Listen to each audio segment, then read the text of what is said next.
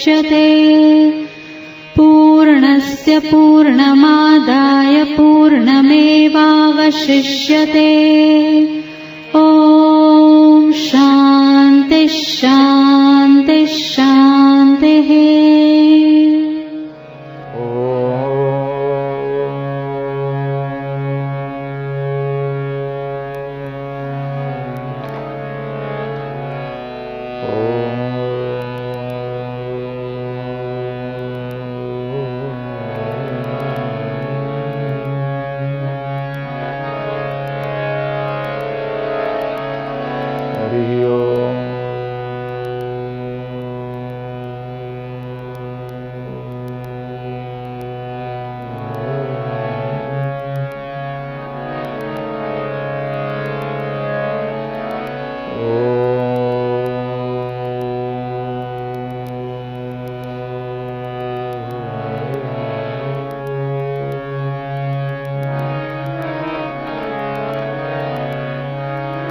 नमस्ते रुद्रमन्यव उतोतैथवे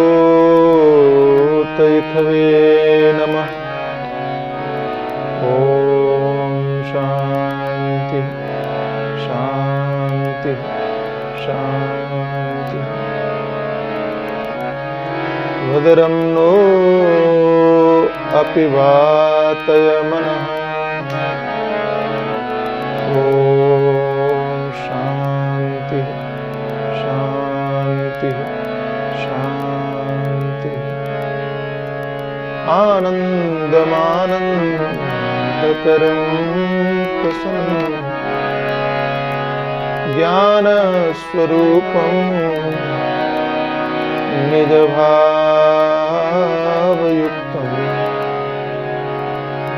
योगीन्द्रमीड्यं भवरोगवैद्यं श्री सद्गुरु नित्यमहं नमामि। देवी प्रपन्नार्ति हरे प्रसीद प्रसीद मातर्जगतोऽखिलस्य प्रसीद विश्वेश्वरि पाहि विश्वं त्वमीश्वरि देवी चराचरस्य यं प्रव्रजन्तमनुपेतमपेतकृत्यं द्वैपायनो विरह कातर आजुहाव पुत्रेति तन्मयतया तरवोऽभिनेदु तं सर्वभूतहृदयं मुनिमानतोऽस्मि। सच्चिदानन्दरूपाय विश्वोत्पत्त्यादिहेतवे तापत्रयविनाशाय श्रीकृष्णाय वयं नमः। तापत्रयविनाशाय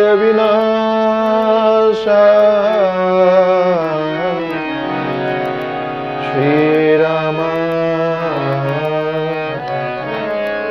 वयं नमः। आइए सभी लोग प्रेम पूर्वक भगवान के पावन नाम का गान करें। राधे कृष्ण कृष्ण कृष्ण राधे राधे।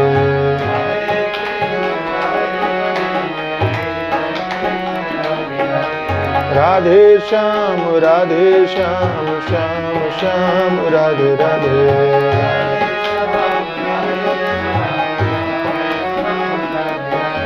राधे कृष्ण कृष्ण कृष्ण राधे राधे।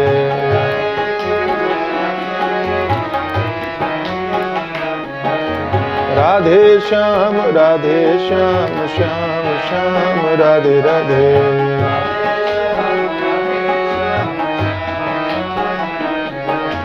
राधे कृष्ण कृष्ण कृष्ण राधे राधे।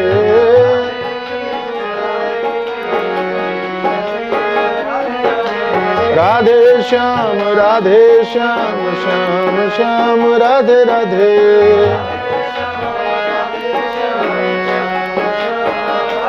जय जय राधे कृष्ण कृष्ण कृष्ण राधे राधे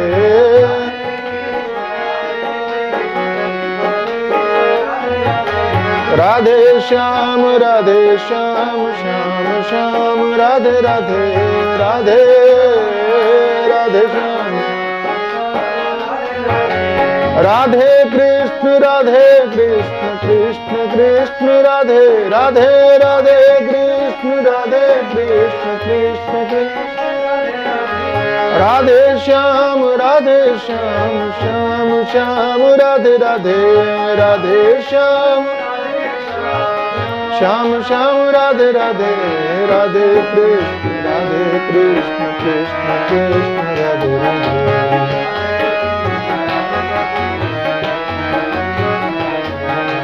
राधे राधे श्याम श्याम श्याम राधे राधे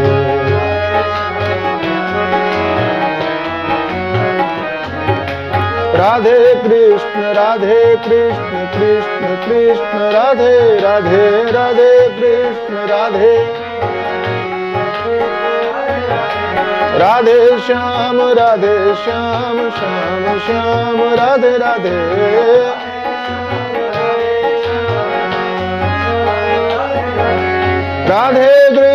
राधे कृष्ण कृष्ण कृष्ण राधे राधे राधे कृष्ण राधे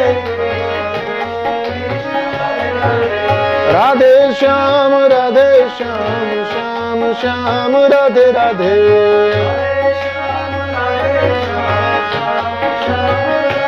जय जय राधे कृष्ण कृष्ण कृष्ण राधे राधे राधे कृष्ण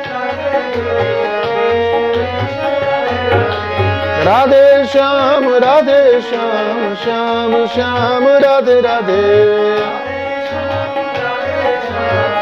श्याम श्याम राधे राधे राधे कृष्ण कृष्ण कृष्ण राधे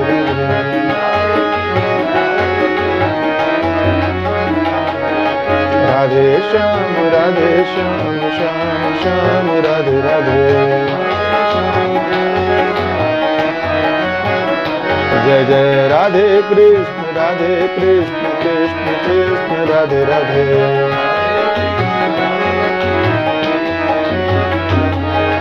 राधे श्याम श्याम राधे राधे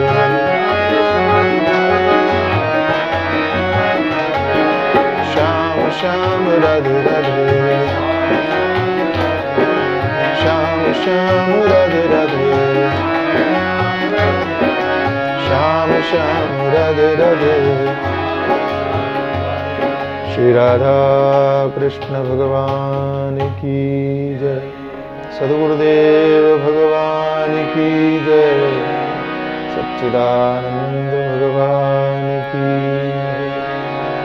सनातन धर्म की जय श्री कृष्णचंद्र भगवान की श्री भागवत महापुराण की जय श्री शुकदेव भगवान की श्री बाबुलनाथ महादेव की जय श्री हनुमान जी महाराज की जय श्री शंकराचार्य भगवान की जय स्वामी श्री प्रेमपुरी जी महाराज की जय ओम नमः पार्वती पते हर हर महादेव।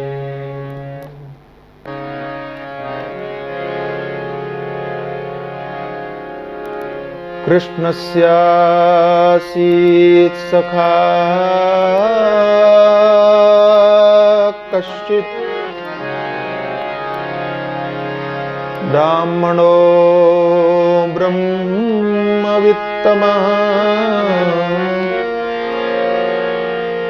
विरक्त इन्द्रियार्थेषु प्रशान्तात्मा जितेन्द्रियः प्रशांतात्मा जितेन्द्रियः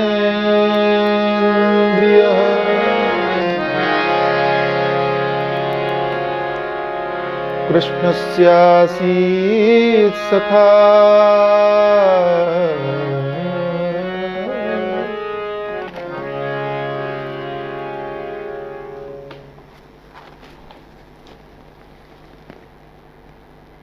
एक ऐसा चरित्र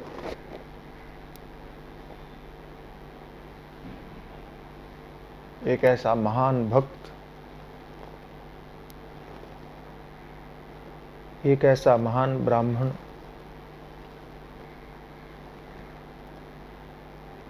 कि भारतीय सनातन संस्कृति से संबंधित प्रत्येक व्यक्ति जिससे न केवल परिचित है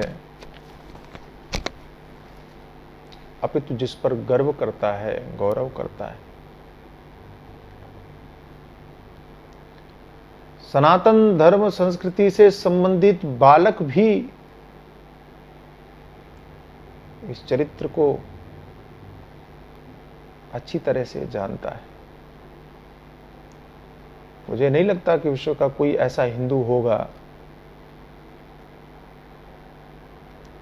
कि जो भगवान के परम भक्त सुदामा से परिचित न हो, सुदामा के नाम से परिचित न हो, सुदामा के चरित्र से परिचित न हो, उनके जीवन से परिचित न हो।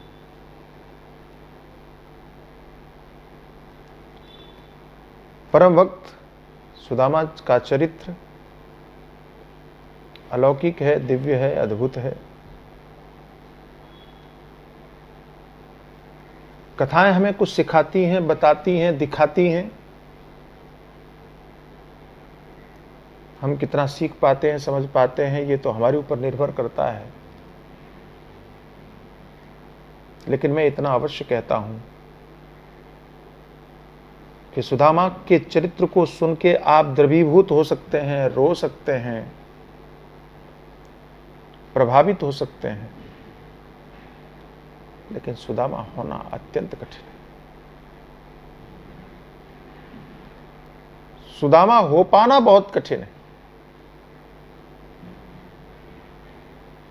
इस बात को आप इसी तरह से समझ लीजिए कि हम तो छोटी छोटी बातों में भगवान से कुछ भी मांगना शुरू कर देते हैं, और एक ऐसा चरित्र है जो भगवान के पास जाकर के भी भगवान को देने की कामना करता है, मांगने की अभिलाषा नहीं करता।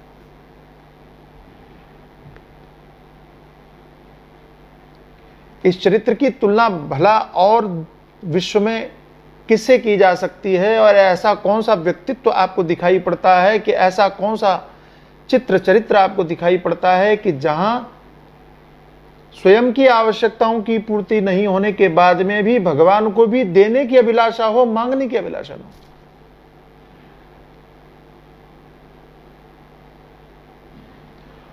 और केवल एक इसी बात से सुदामा सबसे अलग हो जाते हैं। तो केवल एक इसी बात से सुदामा की बराबरी नहीं की जा सकती। केवल एक इसी बात से दूसरा सुदामा हो पाना कठिन हो जाता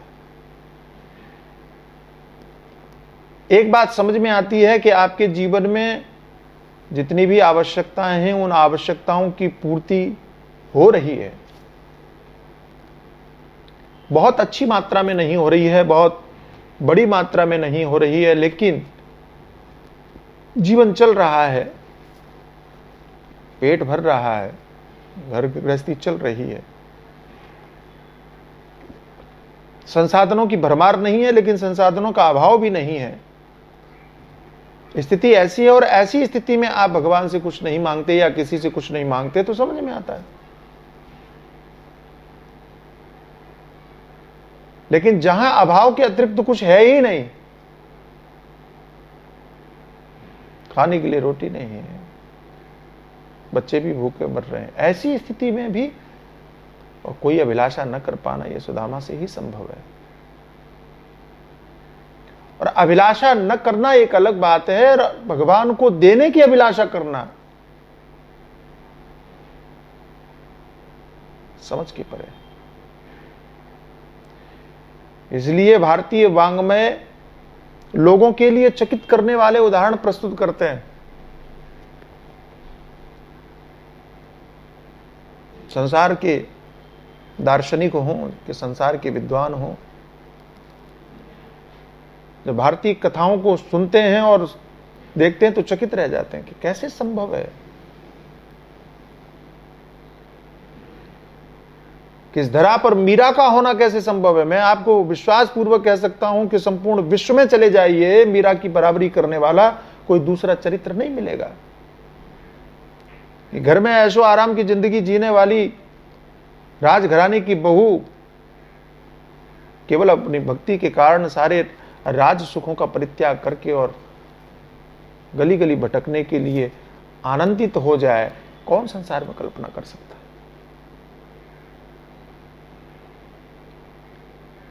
संसार की भागदौड़ संसाधनों को पाने के लिए ही होती है कि यहां हम धर्म भी इसलिए करते हैं कि हमें संसार मिल जाए, यहां हम कर्म भी इसलिए करते हैं कि हमें संसार मिल जाए, लेकिन मिले हुए संसार को छोड़ करके और कोई रास्ते पर आ जाए, ये केवल भारतवर्ष में हो सकता है। और रास्ते पे आने के बाद में भी दुखी ना होकर के नृत्य करे, नाचे, ये केवल भारत में ही संभव हो सकता है।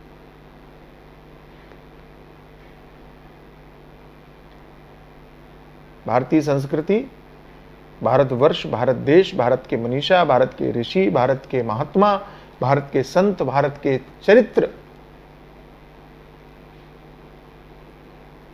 अद्भुत हैं। हमारे पूज्य चरण गुरुदेव भगवान कहते हैं कि ये चरित्र ही हैं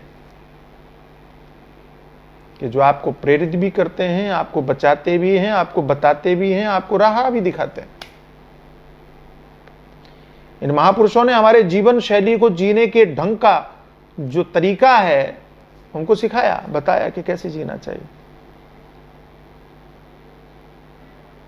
परिश्रम करो, पुरुषार्थ करो, लेकिन फिर भी अभाव है तो दुखी मत हो।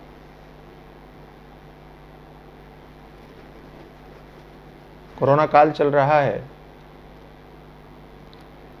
परमपुरी आश्रम क्या पूरी दुनिया थमी है। कहीं भी सत्संग नहीं हो पा रहा है, कहीं भी ऐसा प्रेमपुरी आश्रम जिसमें कभी भी प्रवचन की श्रृंखला टूटी नहीं। मैंने तो सुना था कि जब बम विस्फोट हुए, कि जब 93 में दंगे हुए, जब संपूर्ण कर्फ्यू लगा, और तब भी प्रेमपुरी आश्रम में सत्संग की धारा बंद नहीं हुई, सतत चलती रही। लेकिन इस कोरोना काल में वो भी थम गई। आरंभ काल में पिछले वर्ष तो बिल्कुल ही बंद रहा, बाद में फिर हमारे ट्रस्टियों ने सोचा कि नहीं, ये बंद करना ठीक नहीं है, तो फिर ऑनलाइन आरंभ किया गया। हमारे गिरीश भाई ने कई बार संपर्क किया कि हम मीटिंग करके और खोलने का प्रयास करते हैं, तो क्या आप आएंगे। मैंने कहा मैं तो बंबई में हूँ भैया, जब बताओगे तब आ जाएंगे हम, तो क्या है। प्रेमपुरी आश्रम भी अपनी आश्रम, कोई दूसरे का थोड़ी। लेकिन बार बार हम लोग यही प्रतीक्षा करते रहे कि अब खुलेगा, अब खुलेगा, अब खुलेगा, लेकिन वो खुलने की संभावना भी सामने दिखाई नहीं दे रही। ऐसी स्थिति में फिर गिरीश भाई ने कहा कि स्वामी जी, अब जब खुलेगा तब खुलेगा, लेकिन आप कम से कम ऑनलाइन कुछ सुना दीजिए, गीता चिंतनमाला में भी और सवेरे के प्रवचन में भी, प्रातः प्रवचन में। बहुत दिनों से हम भी टाल रहे थे, कोई ना कोई गड़बड़ियां भी हो रही थी, कुछ कुछ घटनाएं हो गई थी, कभी कुंभ में जाना रहा तो कभी कहीं, इसलिए समय नहीं दे पाया। लेकिन इस बार गिरीश भाई पीछे ही पड़ गए, बोले नहीं आपको करना ही है। हमको भी आनंद है उनका प्रेम, उनका स्नेह देख करके, और प्रेमपुरी में बोलने का एक आनंद अपना होता है। तो उसी से प्रभावित होकर या उसी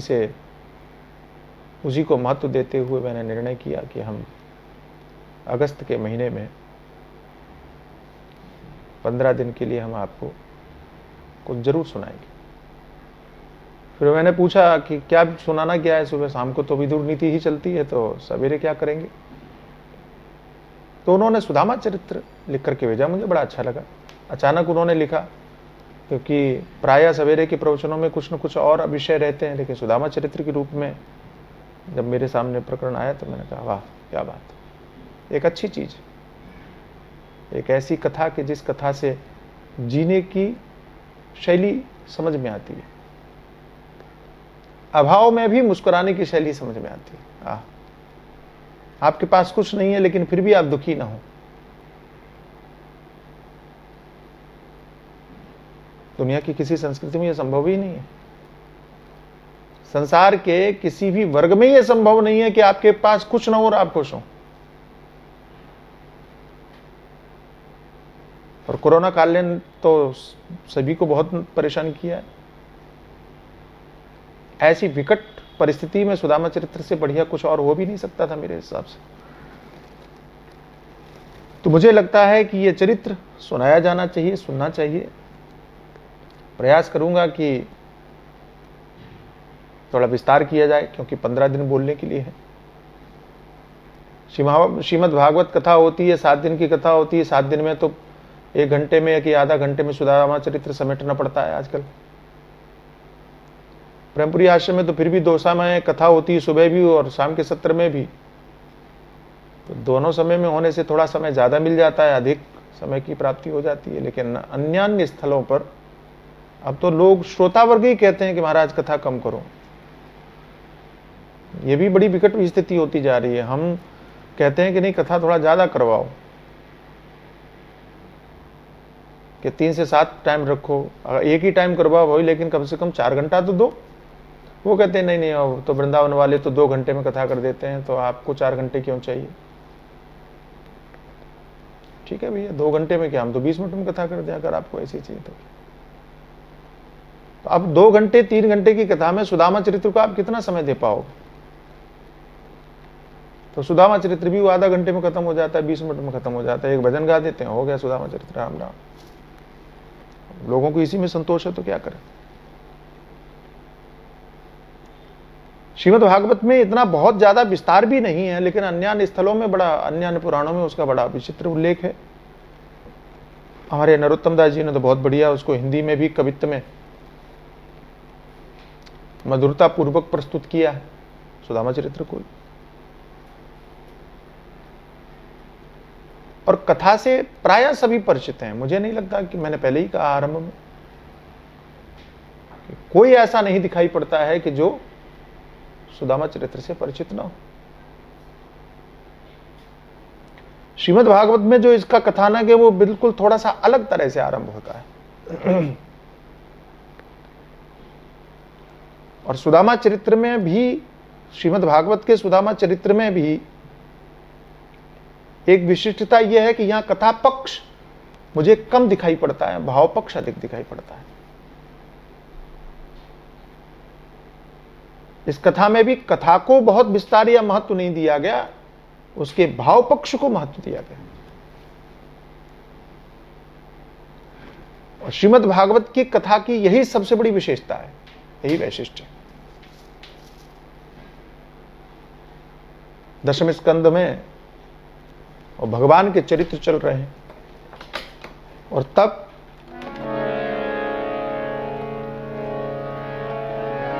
सुदामा जी भगवान सुखदेव से महाराजा परीक्षित कथा सुन रहे हैं। और उस कथा में एक बड़ी विचित्र बात यह हुई कि भगवान की दिव्य लीलाओं को श्रवण करवाते करवाते करवाते करवाते एक स्थान ऐसा आया कि जहां भगवान सुखदेव मौन हो गए।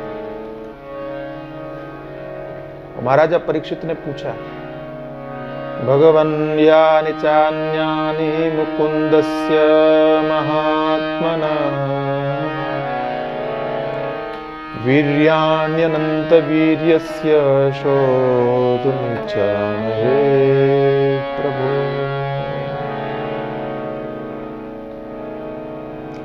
महाराजा परीक्षित ने भगवान सुखदेव से कहा कि महाराज, भगवान श्री कृष्ण की महिमा तो बड़ी अनंत है, उनकी लीलाएं भी अनंत है। तो भगवान की जो लीलाएं हैं, अनेक शक्तिशाली और प्रेम से परिपूर्ण जो उनकी महिमापूर्ण लीलाएं हैं, उन लीलाओं को मैं श्रवण करना चाहता हूं, मैं उनको सुनना चाहता हूं। श्रीमद् भागवत के ही 3 स्कंद में भगवान कपिल ने माता देवहूति को कहा, सताम प्रसंगान मम वीर्य संविदो।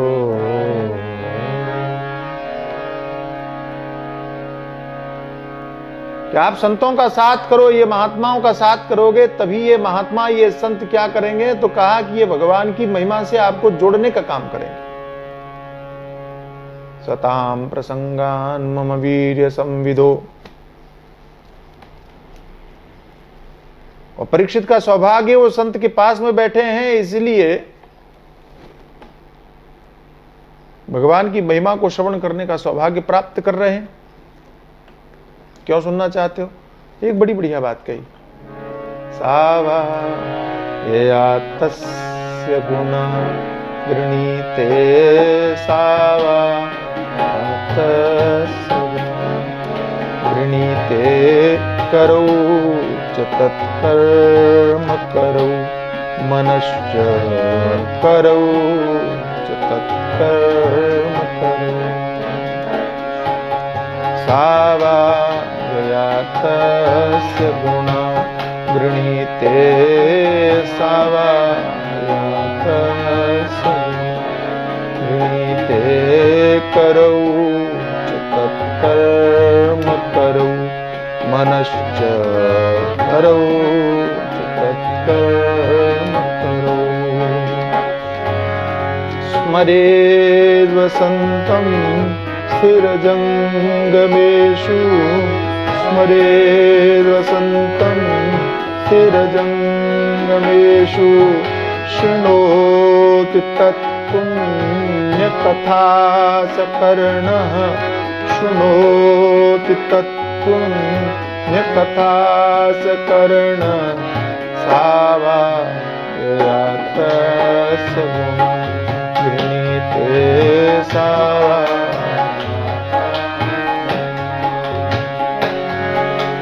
शिरस्तु तस्यो भयलिङ्गमानमेत्,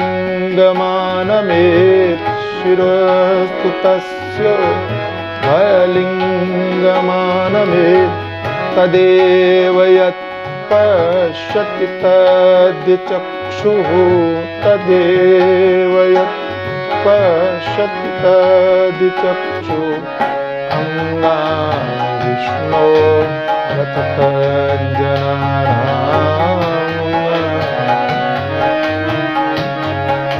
जनानां पादोदकं यानि भजन्ति नित्यं, पादोदकं यानि भजन्ति नित्यं।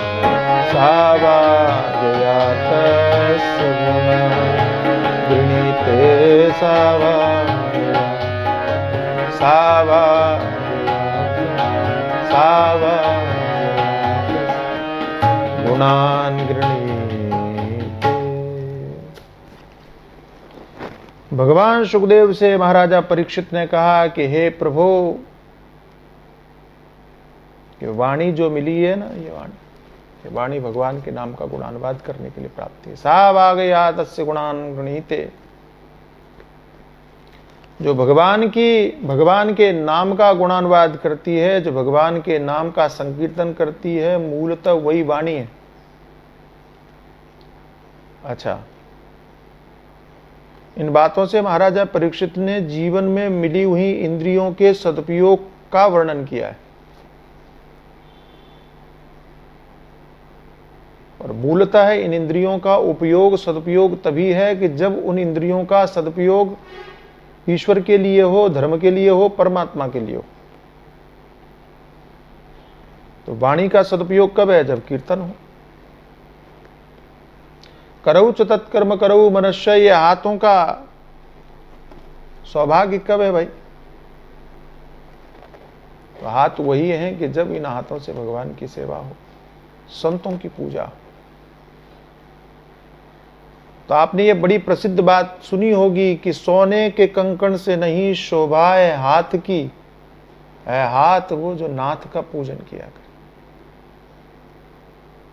तो सोने के या हीरे के कंकण पहन करके आप हाथों की शोभा को नहीं बना सकते। जो हाथ भगवान की पूजा करते हैं, संतों की सेवा करते हैं, बड़ों की सेवा करते हैं, मूलतः वे ही हाथ धन्य हैं। उन्हीं हाथों की महिमा है।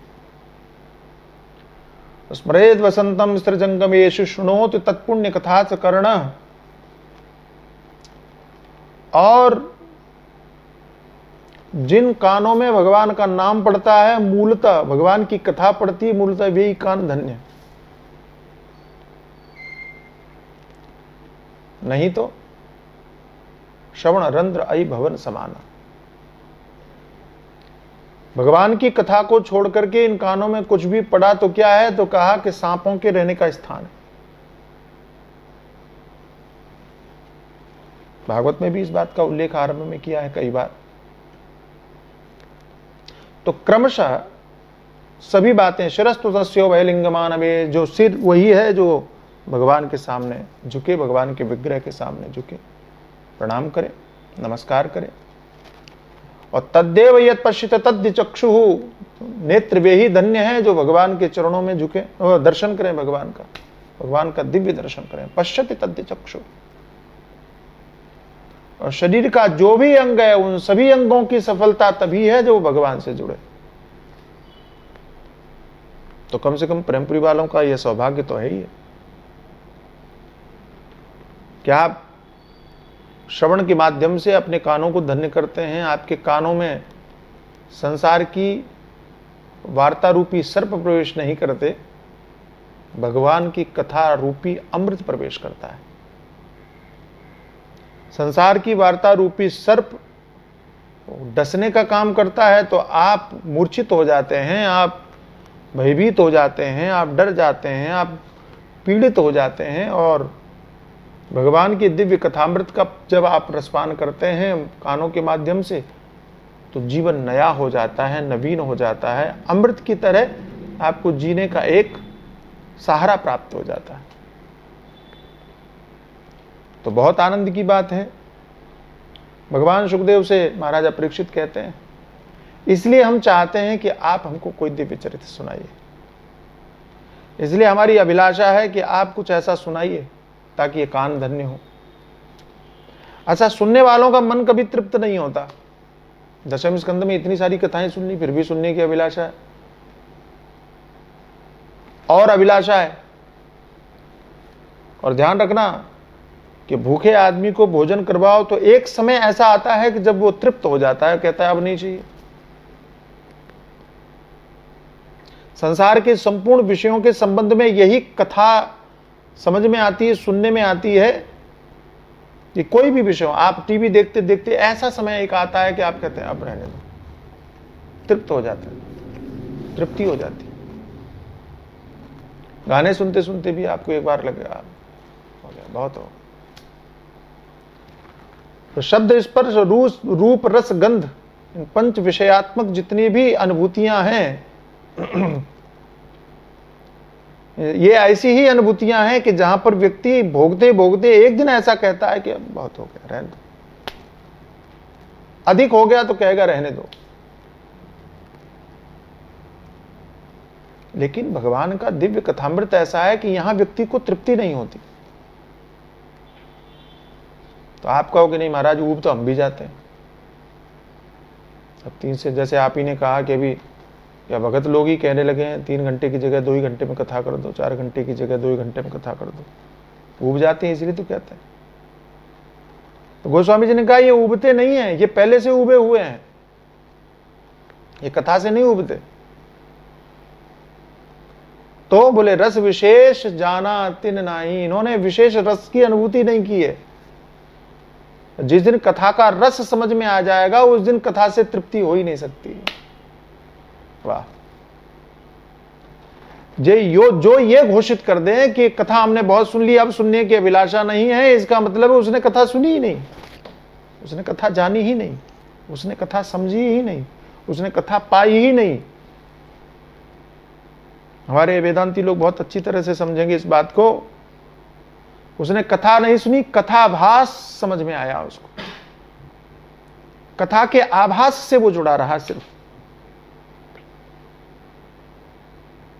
परीक्षित को देखिए, इतनी कथाएं सुनने के बाद भी कहते हैं और सुनाओ। भगवान सुखदेव कथा सुना करके शांत हो जाते हैं तो कहते हैं और सुनाइए। सुनाने के लिए और पूछते हैं।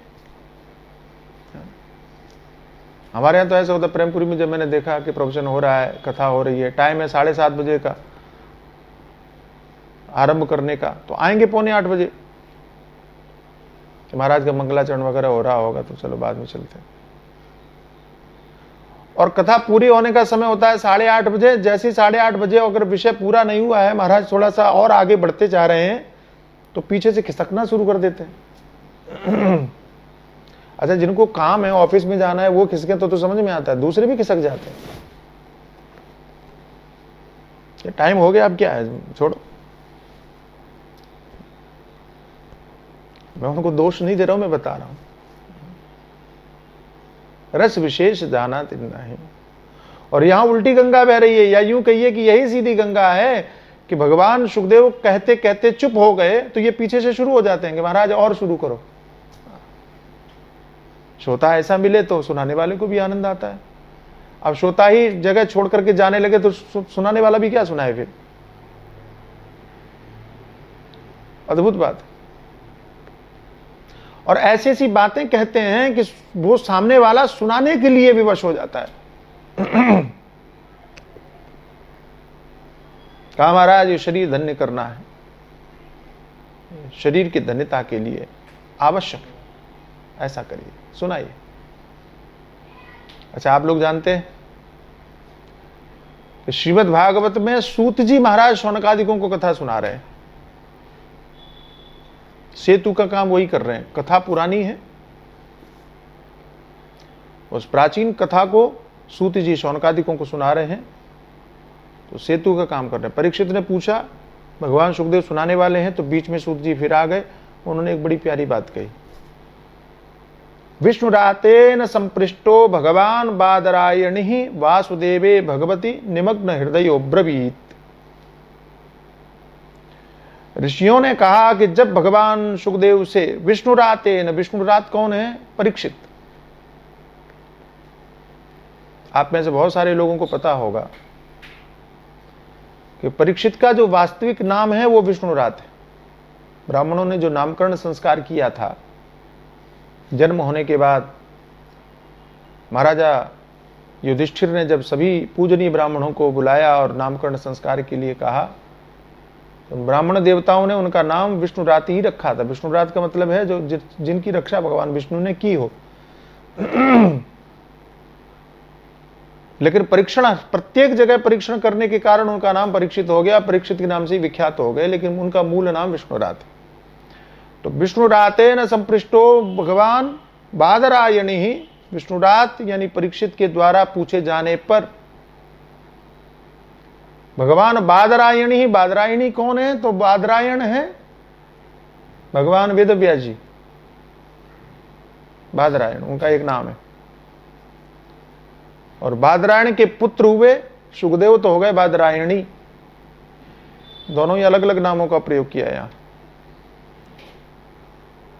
वासुदेवे भगवती निमग्न हृदयो ब्रवीत। भगवान सुखदेव ने जैसे ही उनका कथा और सुनने के लिए जिज्ञासा सुनी, अभिलाषा सुनी, तो हृदय निमग्न हो गया भगवान के लीला में, चरित्र में, कृष्ण की लीला में निमग्न हो गया। ऐसे ही समझो जैसे हमारे गिरीश भाई ने हमको लिख के भेजा कि सुदामा चरित्र सुनाइए, तो हमारा भी चित्त जो है लीन हो गया थोड़ी देर के लिए। बड़ा आनंद आ गया। सुदामा चरित्र पढ़ते ही हमारे दिमाग में पूरी वो कथा घूम गई उसी समय।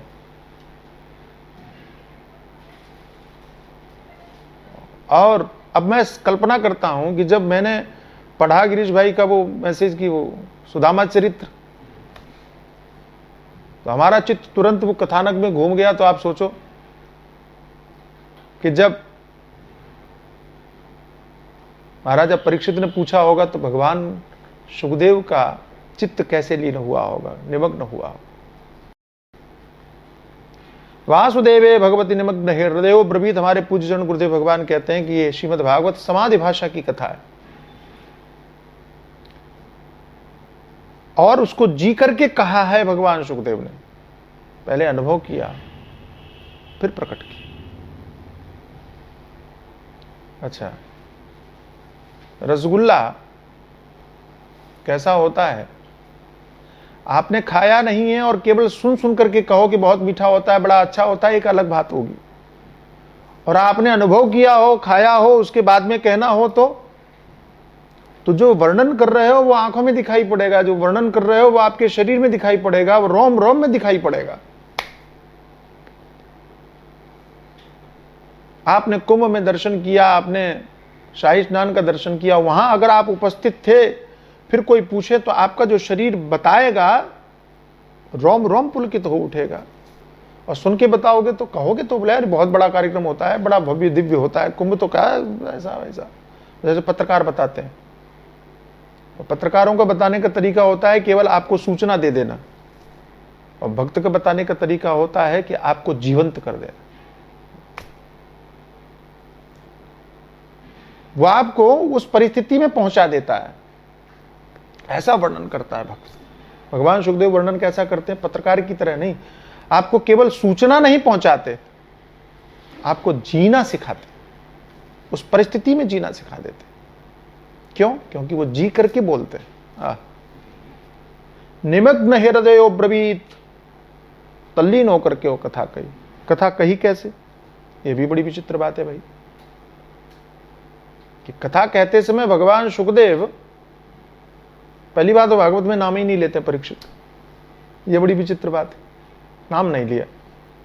कृष्णस्य आसीत सखा कश्चित ब्राह्मणो ब्रह्मवित्तमः, ऐसा कहा कि आप कथा सुनना चाहते हो तो चलो। अच्छा, परीक्षित की कथा, सुदामा की कथा सुनाओ, ऐसा परीक्षित ने नहीं कहा। कोई भगवान का दिव्य चरित्र सुनाओ। तो जैसे कोई दिव्य चरित्र सुनाओ, और उन्होंने भगवान कृष्ण की लीला का चिंतन किया, निमग्न हृदय हुआ, और उसी समय पर उनके मस्तिष्क में हृदय के द्वारा जो प्रस्फुटित हुई कथा, वो सबसे पहले यही कथा थी।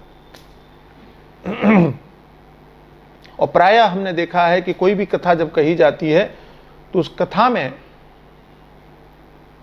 भूमिका बनाते हैं, थोड़ा तैयारी करते हैं, ऐसा हुआ वैसे। भगवान का जन्म कैसे हुआ? तो पृथ्वी पर कष्ट आया, राक्षस लोग जो है राजा बन के रह गए थे, और ऐसा हुआ और वैसा हुआ, और सभी देवता ब्रह्मा जी के पास में पहुंचे। ब्रह्मा जी ने भगवान विष्णु के पास में लेके गए, और उसके बाद में वहां पर प्रार्थना किया, फिर भगवान, तब भगवान का अवतार हुआ। ये भूमिका बना करके, पूरी तैयारी करके फिर आपको कथा दिखाते। यहां कोई भूमिका नहीं, पूछा और कथा आरंभ, सीधे जोड़ दिया। कृष्णस्य आसीत् सखा कश्चित् ब्राह्मणो ब्रह्मवित्तमा विरक्तेन्द्रियार्थेषु प्रशान्तात्मा जितेन्द्रिय यदृच्छयोपपन्नेन वर्तमानो गृहाश्रमी तस्य वारया कुचैलस्य क्षुत् क्षामा च तथा विदा। अब कथा सुनाना आरंभ किया, और उस कथा को कहा जो संसार में सर्वाधिक प्रचलित है, लेकिन नाम ही नहीं है, सुदामा का नाम नहीं। वैसे तो भगवान वेदव्यास जी ने श्रीमद् भागवत में अनेक पात्रों के नाम छुपाए, गोपियों का नाम छुपाया, श्री राधा जी का नाम छुपाया, सुदामा का भी नाम छुपा गए। ये भागवत है। भागवत का अर्थ ये है कि जहां कुछ भक्ति का भाव प्रकट नहीं होता है, नाम प्रकट नहीं होता है, जरूरत ही नहीं है। यहां भगवान की ही महिमा है, क्या जरूरत है? यहां अपने नाम को महत्व नहीं दिया है, श्रीमद् भागवत में भगवान के ही नाम को महत्व दिया है, ऐसे ही समझ लो। जहां जहां विशिष्ट विशिष्ट अवसर आए तो वहां ये लोग अपने आप को छुपा गए, ऐसा समझ लो, कुछ भी समझ लो। लेकिन जो कथा कहना आरंभ किया, और कथा कहने की जो शैली है भगवान सुखदेव की, विलक्षण है। यहां विलक्षण बहुत है, क्योंकि जो प्रचलित कथा है और यहां जो वर्णित कथा है, दोनों में अंतर है। प्रचलित कथा क्या है? प्रचलित कथा है कि सुदामा बड़े गरीब थे। प्रचलित कथा है कि सुदामा बड़े दुखी थे। प्रचलित कथा है कि सुदामा बड़े दरिद्र थे। प्रचलित कथा है कि सुदामा बड़े अभावग्रस्त थे। और यहां कथा क्या है? तो यहां कथा है, कृष्णस्यासीत सखा कश्चित, ध्यान से सुनना, कृष्णस्यासीत सखा कश्चित ब्राह्मणो ब्रह्मवित्तमः विरक्त इंद्रियार्थेषु प्रशांतात्मा जितेंद्रिय। इस संपूर्ण श्लोक में आपको एक बार भी कहीं यह समझ में आया कि सुदामा दुखी थे? इस संपूर्ण श्लोक में आपको एक बार भी सुनाई पड़ा कि सुदामा दरिद्र थे? इस संपूर्ण श्लोक में आपको एक बार भी सुनाई पड़ा कि सुदामा अभावग्रस्त थे? यह सबसे बड़ा अंतर है। अच्छा, तो यह अंतर क्यों आया भाई? अंतर इसलिए आया कि संसार का मनुष्य जब किसी का आकलन करता है तो वो संसार के संसाधनों से उसका आकलन करता है कि इसके पास में क्या है। तो किसी के पास में गाड़ी है, बंगला है, ऐशो आराम है, तो हम कहते हैं वो सुखी है। हम कहते हैं वो अरे महाराज उनके तो क्या कहने। उसके अंदर जाके घुस के पूछो उससे क्या गुजर रही है तो वो मालूम पड़ेगा। वो अंदर के दुख को नहीं समझते, देखते नहीं है। वो संसार में बाहर के वैभव को देख लेंगे तो कहेंगे बड़ा सुखी आदमी है, बड़ा बढ़िया है। और जब कोई महात्मा देखता है, संत देखता है, सिद्ध देखता है, ब्रह्मनिष्ठ महापुरुष सुखदेव की तरह देखता है, तो संसार के बाहर के वैभव को की आडंबर को नहीं देखता। वो ये देखता है कि इसका जीवन कैसा, जी कैसा रहा है। यही देखने का तरीका है, यही देखने का नजरिया है। अच्छा, हम वही देखते हैं जिस चीज से हम जुड़े होते हैं। एक लड़का था हमारे साथ में नहीं था, दरअसल था यहीं मुंबई का एक लड़का था, नाऊ था, नाई। एक दिन मैं प्रवचन कर रहा था, प्रेमपुरी में ही प्रवचन कर रहा था, शायद देवी भागवती कथा कर रहा था, ऐसा मुझे याद है। बड़ी पुरानी बात है। तो आया और बैठा और कहने लगा कि स्वामी जी, कमरे में आया कथा सुनने के बाद, कहता है स्वामी जी, मैंने कहा क्या? बोले अगर आप बाल ऐसे कटवा लेंगे तो बड़ा बढ़िया लगेंगे। तो मैंने कहा अरे मैं जैसा हूं वैसे ही ठीक। बोले नहीं, ऐसे कटवाएंगे तो ज्यादा अच्छा लगेगा। तो मैंने कहा देखता कौन है? बालों को थोड़ी देखता है, सब प्रवचन देखते हैं, कथा सुनते हैं, ये है वो। तो कहता है नहीं, जैसे मैंने देखा। मैंने कहा तुम्हारा काम है नाई का, इसलिए तुमको बाल ही दिखाई पड़ेंगे।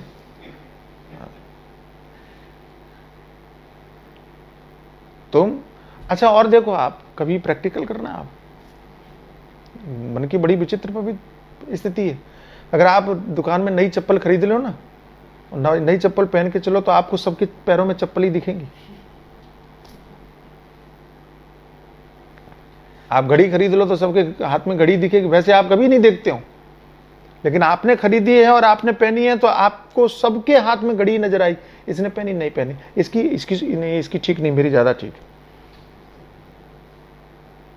चप्पल खरीदी तो हमारी मानसिकता चप्पल वाली बन जाती है, घड़ी खरीदी तो हमारी मानसिकता घड़ी वाली बन जाती है, शर्ट खरीदी है तो हम शर्ट ही देखने लगते हैं, ड्रेस खरीदी है तो ड्रेस ही देखने लगते हैं, गाड़ी खरीदी है। अगर गाड़ी खरीद के आप जा रहे हो ना तो आपको रोड पे गाड़ी दिखेंगी, रोज दिखती है गाड़ी, लेकिन तब नहीं देखोगे आप। आपने नई खरीदी है तो जरूर देखो। ये मनोविज्ञान है, साइकोलॉजी है, बड़ी विचित्र। तो जिस मानसिकता से ग्रसित होता है व्यक्ति, सामने वाले में उन्हीं चीजों को देखता है। क्योंकि संसार का व्यक्ति अभाव ग्रसित मानसिकता का होता है, इसलिए उसको संसार में सब जगह अभाव ही दिखाई पड़ता है। अभाव से ही वो किसी व्यक्ति की श्रेष्ठता को आकलन करता है।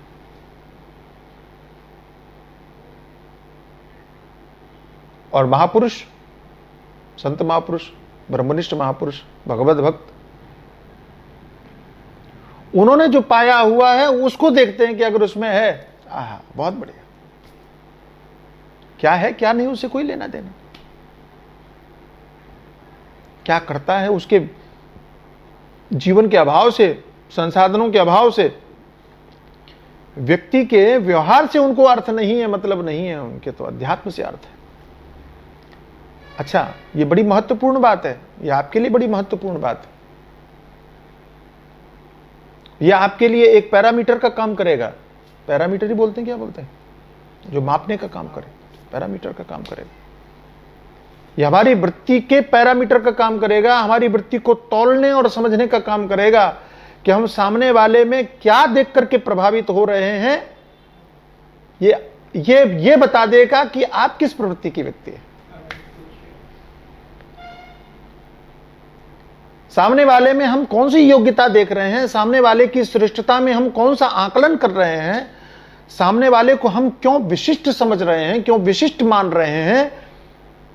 यह आपकी जो सोच है वो मूलतः आपकी व्याख्या कर रहा है, वो सोच आपकी ही व्याख्या कर रही है।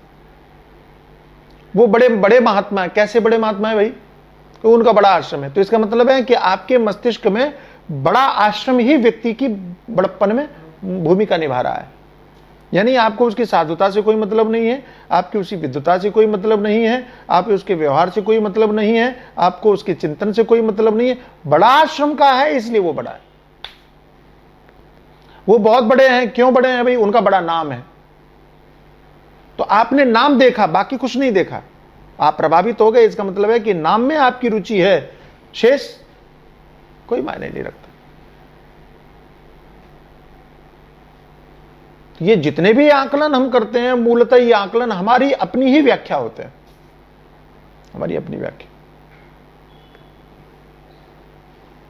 तो सुदामा जी का ये आकलन करके भगवान सुखदेव ने अपनी व्याख्या कर दी।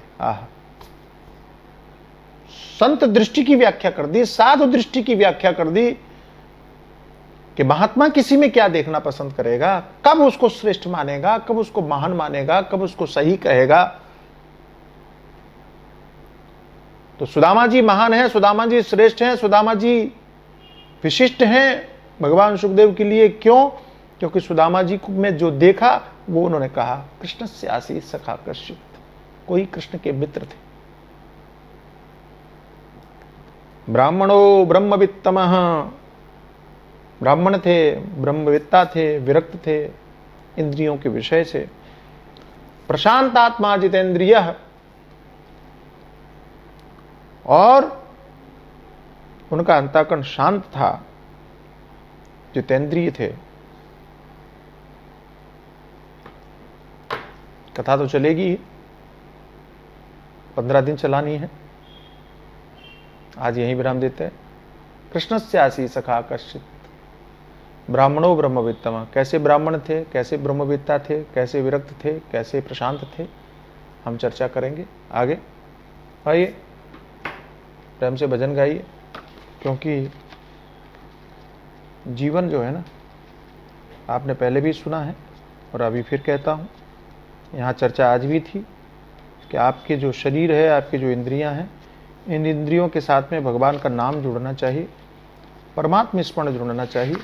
ये भगवान का नाम जुड़ेगा, भगवान का स्मरण जुड़ेगा, भगवान से आपका शरीर जुड़ेगा, और तभी शरीर की सार्थकता सिद्ध होगी। तो ये भजन गाइए, और भजन गा के आज के कार्यक्रम को विराम करेंगे। राम नाम का सुमिरन कर ले, राम नाम का सुमिरन कर ले, सारे कष्ट मिट जाएंगे। बोलो राम, बोलो राम, बोलो राम, बोलो राम।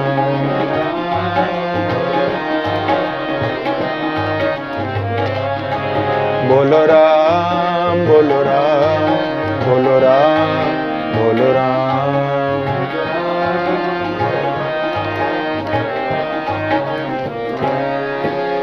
इन आँखों को रोग लगा है इधर उधर की देखन का,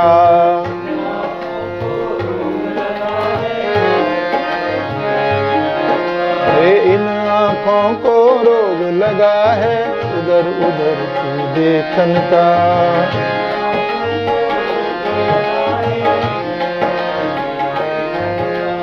इन आँखों से दर्शन कर लो, इन आँखों से दर्शन कर लो, सारे कष्ट मिट जाएंगे। बोलो राम, बोलो राम, बोलो राम, बोलो राम।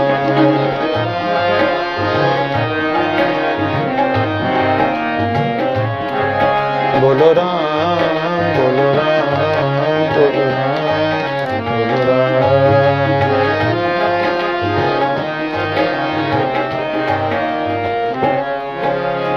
इन कानों को रोग लगा है इधर उधर की सुनने का,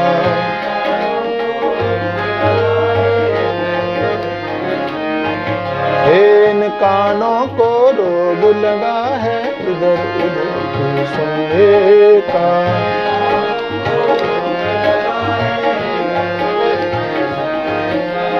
इन कानों से सत्संग सुन लो, इन कानों से प्रवचन सुन लो, सारे कष्ट मिट जाएंगे। बोलो राम, बोलो राम, बोलो राम, बोलो राम।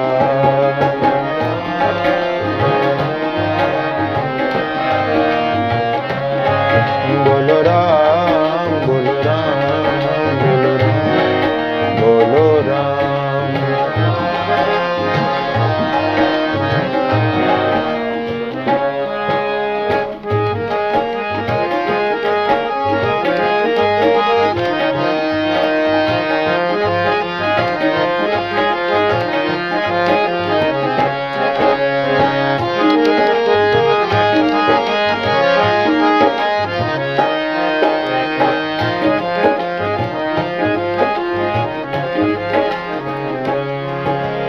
किस जुआ को रोग लगा है इधर उधर की बातों का,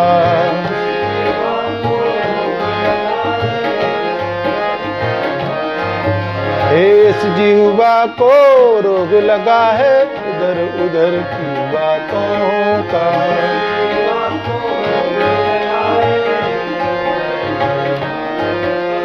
इस जुआ से कीर्तन कर लो,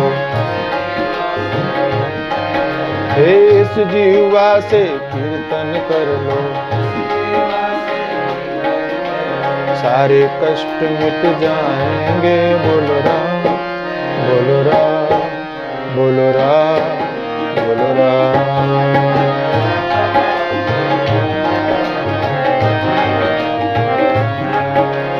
इन हाथों को रोग लगा है इधर उधर के कामों का,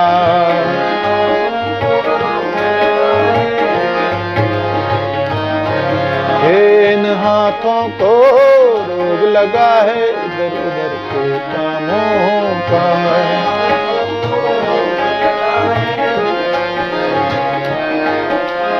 इन हाथों से पूजा कर लो, इन हाथों से पूजा सेवा कर लो, सारे कष्ट मिट जाएंगे। बोलो राम, बोलो राम, बोलो राम, बोलो राम।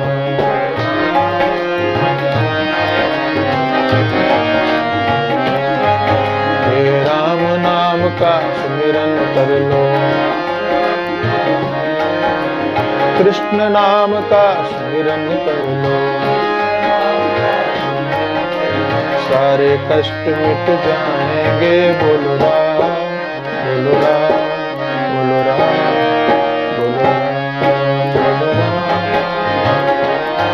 बोलो राम, बोलो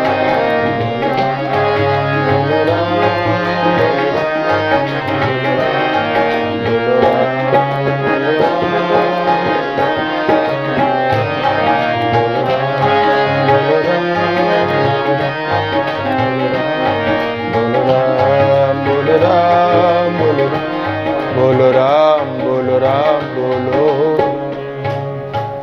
श्री रामचंद्र भगवान की जय।